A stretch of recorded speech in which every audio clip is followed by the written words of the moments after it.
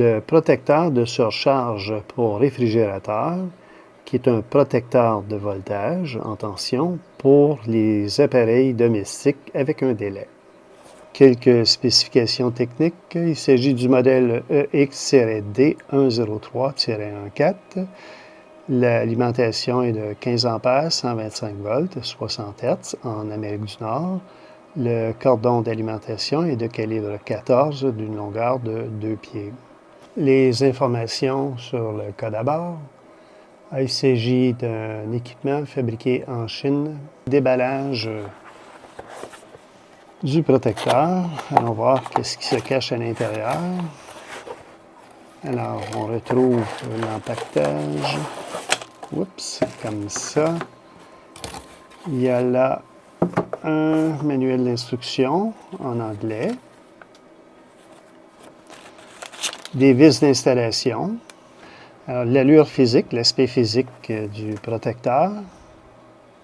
Les inscriptions qu'on retrouve à l'endos de l'appareil.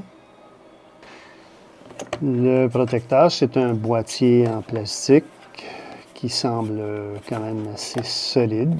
Il y a une particularité sur les vis. Ce sont des vis de sécurité triangulaires. Alors, c'est des safety screwdrivers. C'est des bits le type S2 Delta 2.3. Alors, les bits, le safety screwdriver, le S2 Delta 2.3. On ouvre le boîtier.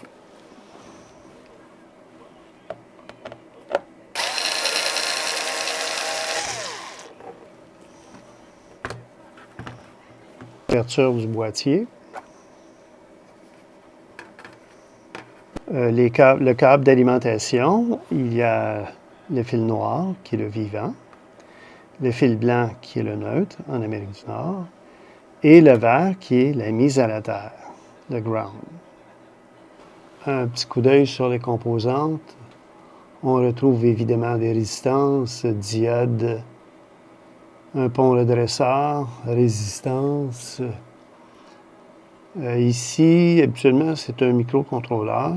On va chercher à aller voir ça de plus près. Il y a quelques condensateurs. U1, habituellement, c'est un microcontrôleur. Toute information a été effacée, donc il est impossible d'investiguer davantage, d'aller plus loin sur l'investigation du type de microcontrôleur. Il y a les résistances, condensateur, il y a ici condensateur C2, il y a un transistor Q1, une diode de D2, résistance R4, ici une diode de D1. Il y a ici un pont redresseur DB1. Pour aller voir de l'autre côté du circuit imprimé, il va y avoir la dessoudure à faire. Donc, on va devoir dessouder le premier réceptacle, le deuxième et le troisième, et ainsi que les fils d'alimentation. Alors, on voit ça. Alors, pour aller de l'autre côté du circuit imprimé, on va sortir l'artillerie lourde, soit un fer dessoudé, le modèle 260-200 watts professionnel de la compagnie Weller. On va avoir besoin d'une pompe à dessouder, on va avoir besoin d'une ventilation avec un filtre au charbon.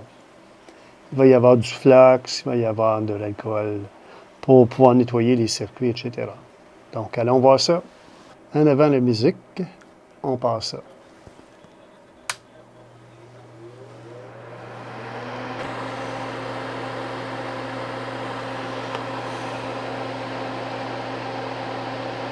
L'idée, c'est de mettre du flux sur les soudures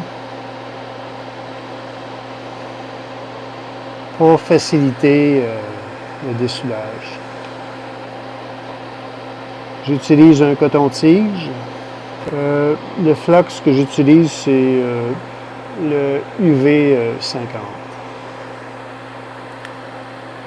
Très important d'avoir une ventilation. On charge la pompe à dessouder et on y va avec le neutre.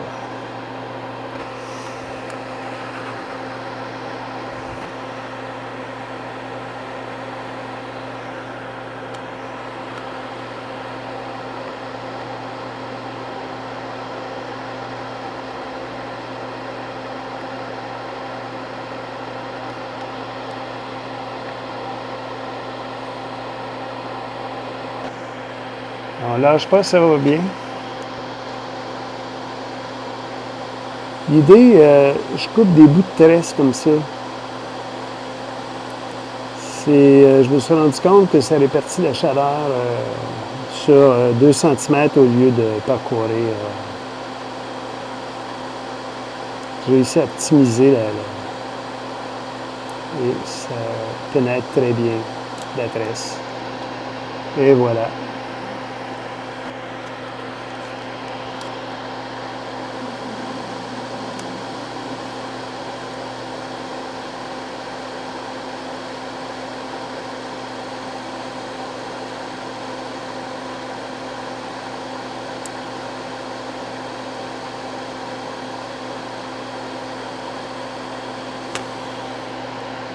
On est maintenant prêt à aller voir qu'est-ce qui se cache de l'autre côté du circuit imprimé.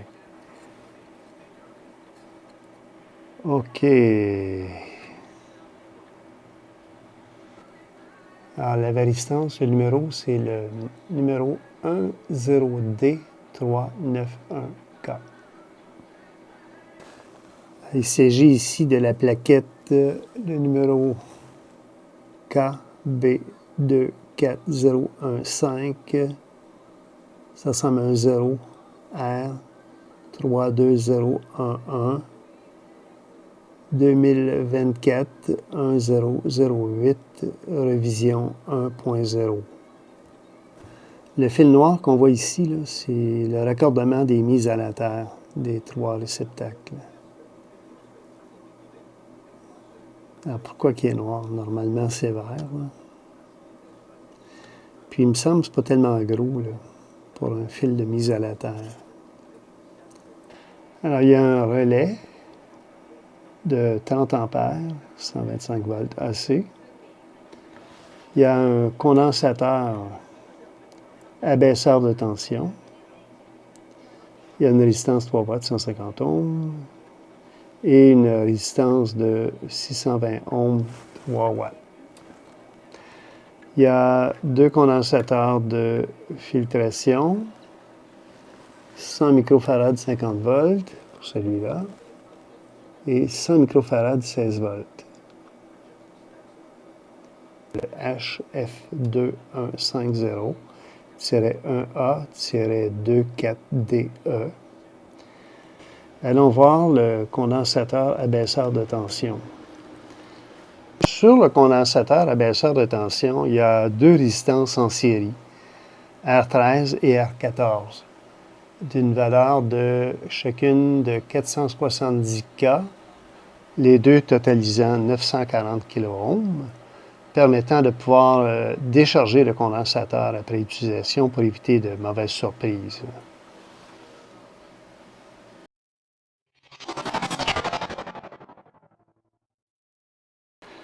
Un peu de flux sur les bornes du condensateur à dessouder. Ici, j'en mets généreusement.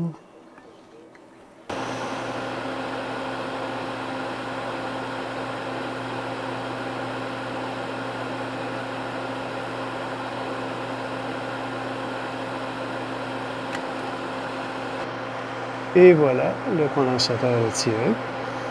Le condensateur abaisseur de tension, il s'agit de 1.2 microfarad, 400 volts. Et la valeur mesurée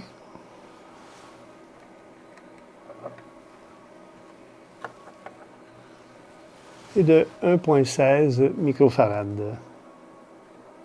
Un dernier petit coup d'œil avant de fermer le tout. Juste prendre connaissance, U2 ici ressemble beaucoup à un régulateur de tension. Généralement, c'est un 7805 qui alimente ici le microcontrôleur qu'il y a ici, là, dans U1. Mais là, toute information étant effacée, il est difficile d'investiguer davantage. Alors ça ici, ça ressemble beaucoup à un régulateur de tension.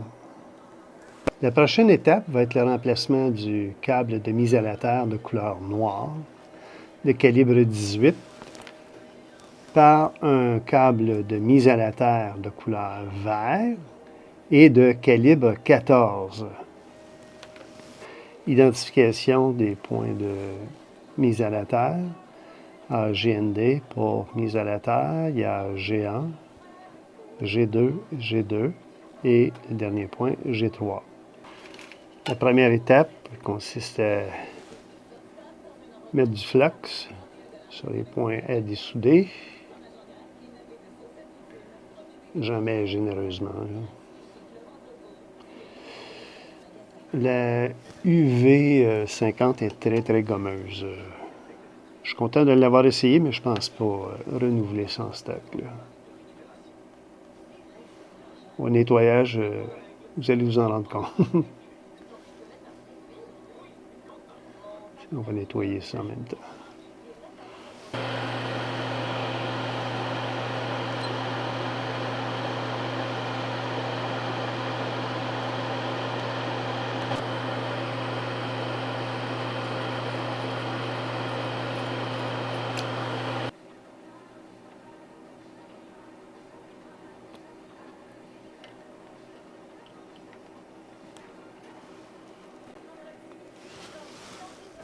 Évidemment, ben, le trou est trop petit. Je vais devoir percer, agrandir le trou. Une astuce qui est utile, qui est très pratique, c'est un gauge à câble. Alors, pour un câble numéro 14, j'ai identifié la grosseur du forêt que j'ai besoin. Donc, c'est 5,64 pouces environ. Alors, le fil d'origine, c'est un calibre, un quasi-calibre 20. Donc, puis je ne sais pas si c'est un color blank, là, mais un fil noir pour représenter une mise à la terre, c'est du solide. Là. Allons-y avec le perçage des trous.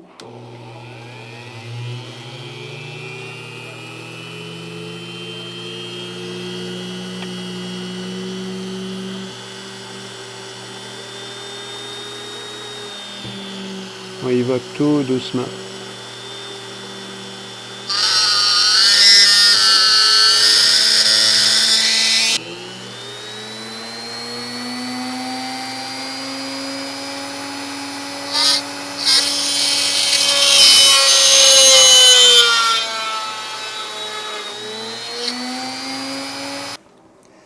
La prochaine étape consiste à venir buriner autour de l'îlot, autour du trou, pour pouvoir aller faire ressortir un peu de cuivre pour pouvoir faire un bel étamage. Alors, il va y avoir G1, G2 et G2 et G3. La petite meule que j'utilise, c'est ce modèle-là. C'est chinois, ça fonctionne très bien. C'est le Smart Electric Sharpening Pen. Alors, on voit ça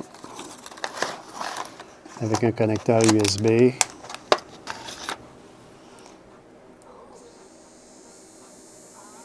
Donc, c'est à vitesse variable. C'est un bel équipement. En avant la musique.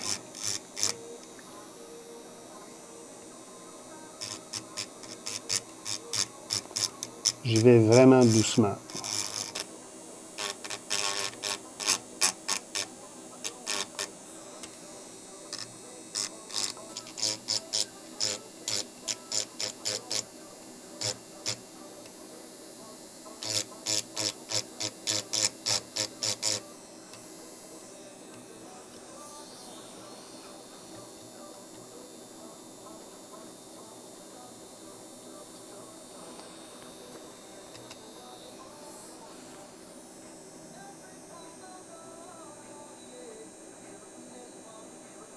Ça me semble bien. Voyons voir si le trou est suffisamment assez grand. Oui, ça fonctionne très bien. Ça rentre très bien. Branchement du câble de mise à la terre.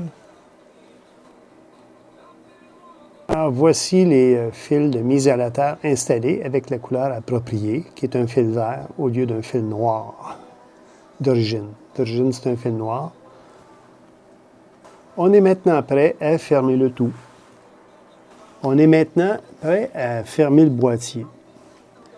Alors, un dernier visuel, fil de mise à la terre, la ligne, le neutre, interrupteur K2, interrupteur K1, fil noir K1, fil rouge K2. Donc, tout a été nettoyé.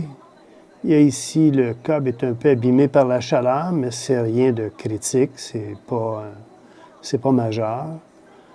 Alors, tout a été nettoyé, remplacé. On referme le boîtier. Le DEL normal voltage est allumé. Le tout semble bien fonctionner. La seule surprise, c'est ces deux fils noirs là, ici, là, qui étaient utilisés pour fil de mise à la terre. Un fil de mise à la terre, normalement, c'est vert. Pourquoi il est noir? Ça, c'est une bonne question. Lors de l'analyse, c'était facile de porter à croire que ça, c'était, en Amérique du Nord, le fil noir, c'est la ligne, que c'est un fil de ligne.